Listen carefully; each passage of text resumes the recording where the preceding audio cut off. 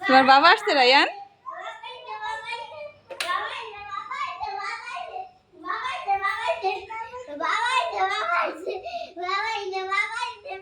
কই তোমার বাবা? চলে আসছে।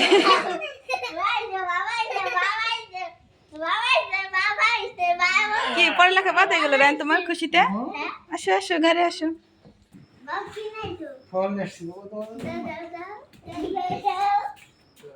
অনেকদিন পরে ফল খেলাম।